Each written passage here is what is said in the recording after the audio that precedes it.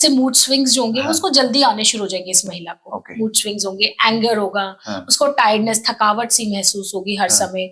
उसके अलावा उसको नाइट स्वेट्स, रात में अचानक से उसको पसीना आने लगेगा। Hot okay. फ्लैशेस जो नॉर्मल मेनोपॉज में होता है वो जी। इसको जल्दी आने लगेगा। जी। उसके अलावा उसको ये लगेगा कि अब मैं एकदम हार सी गई हूँ, एग्जॉशन सी फीलिंग हुँ, आएगी हुँ, हुँ। उसको। ये सब सिम्पटम्स होते हैं। वेजाइनल हुँ। उसको ड्राइनेस फील होगी। हुँ। उसको यूरिन का उसको ऐसे लगेगा कि ड्राइनेस हो रही है, तो यूरिन में इचिंग, बर्निंग, ओके। मिक्चुरेशन वगैरह होने लगेगा उसको। डॉक्टर श्वेता मेहता, स्वागत है मैम आपका हमारे शो पर। Hello Jasmeet, thank you for inviting me on your show. Ma'am, early menarche, early menopause, specially मैं बात स्टार्ट करूंगा अर्ली मेनार्की की, क्योंकि आज के टाइम में हर कोई अर्ली मेनार्की की रिगार्डिंग बात कर रहा है।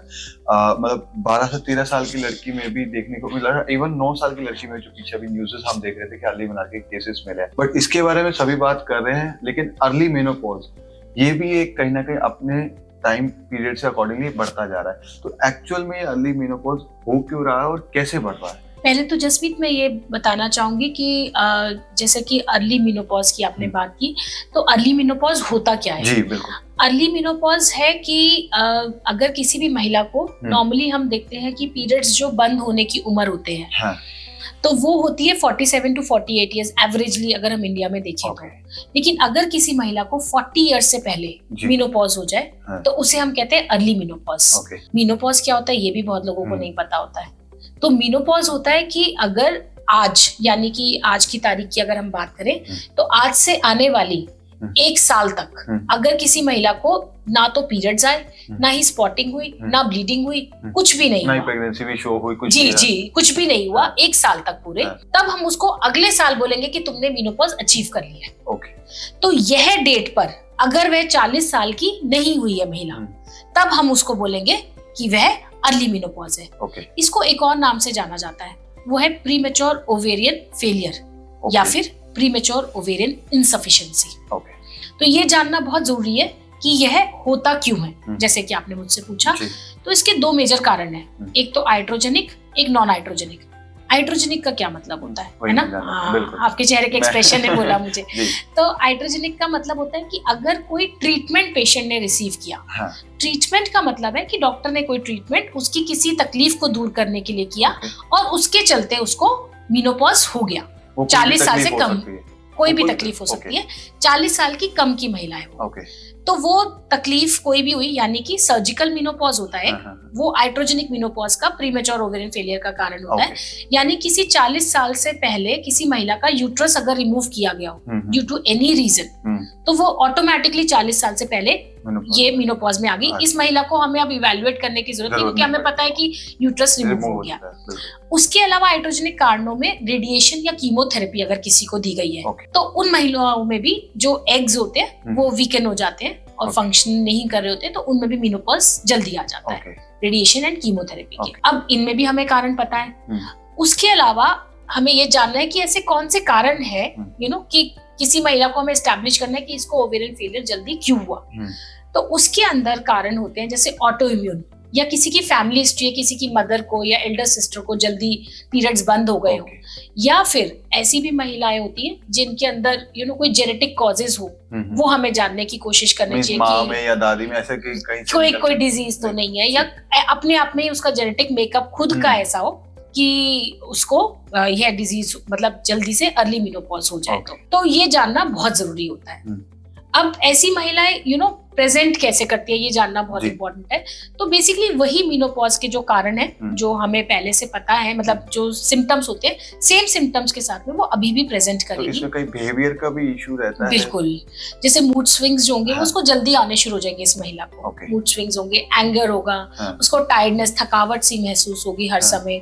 उसके अलावा उसको नाइट स्वेट्स, रात में अचानक से उसको पसीना आने लगेगा। हॉट फ्लैशेस जो नॉर्मल मेनोपॉज में होता है वो इसको जल्दी आने लगेगा।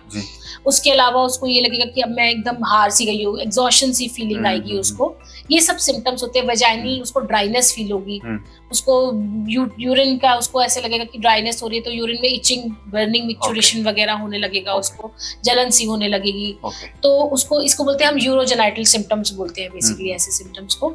ये सब जानना बहुत जरूरी होता है कि महिला को ये सब अगर जल्दी होने लगे बहुत जल्दी, तो उसको अपने आप को जल्दी से इवैल्यूएट जरूर करा लेना चाहिए। तो ऐसी महिला को मैम आप किस तरीके से गाइडेंस प्रोवाइड हाँ, कराते तो जब ऐसी महिलाएं हमारे पास आती हैं हैं? तो पहले तो हम डायग्नोसिस एस्टैब्लिश करने की कोशिश करते हैं कि पहले तो हम पूछते हैं कि मतलब कहीं ऐसा तो नहीं कि थोड़ी बहुत स्पॉटिंग अभी भी आ रही हो Okay. या नहीं आ रही है, ये जानना बहुत जरूरी होता है। तो अगर स्पॉटिंग आ रही है तो हम इवेलुएट करते हैं कि कहीं उनको कोई डेफिशिएंसी, न्यूट्रिशनल डेफिशिएंसीज वगैरह तो नहीं है कि जिसकी वजह से पीरियड्स का फ्लो कम हो गया हो। कई बार लोग इसको भी मेनोपॉज से रिलेट कर लेते हैं, Okay. लेकिन हो रही होती है उनको न्यूट्रिशनल डेफिशिएंसीज। तो ये सब चीजें एस्टैब्लिश करना बहुत जरूरी होता है। लेकिन वंस एस्टैब्लिश कि हमने डायग्नोसिस बना लिया कि हाँ अभी इसको 1 साल से मेनोपॉज नहीं आया है, तो ऐसी महिलाओं के टेस्ट जरूर कराने चाहिए, स्पेशली जो नॉन नाइट्रोजेनिक कॉजेज है।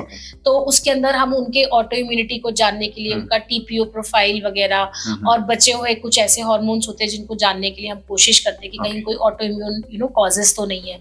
उसके अलावा हम उनके अंदर ये जानने की कोशिश करते हैं कि उनकी बहन में या मदर में जल्दी मेनोपॉज तो नहीं आया। ये टेस्ट जो है नियर बाय सेंटर्स पे available yes yes yes yes yes yes, जैसे कि कैरियोटाइप उनका हम कराते हैं, वो भी अवेलेबल रहता है बेसिकली, क्योंकि टियर 2 टियर 3 सिटीज में कहीं ना कहीं इश्यूज आ सकते हैं, बट वहां पे भी शायद अवेलेबल है। They are very simple test, they are available everywhere. So karyotype भी उनका जेनेटिक मेकअप जानना जरूरी होता है। कई बार टर्नर सिंड्रोम के पेशेंट्स होते हैं तो उनमें जल्दी मेनोपॉज आ जाता है, तो ये सब जानना बहुत जरूरी होता है।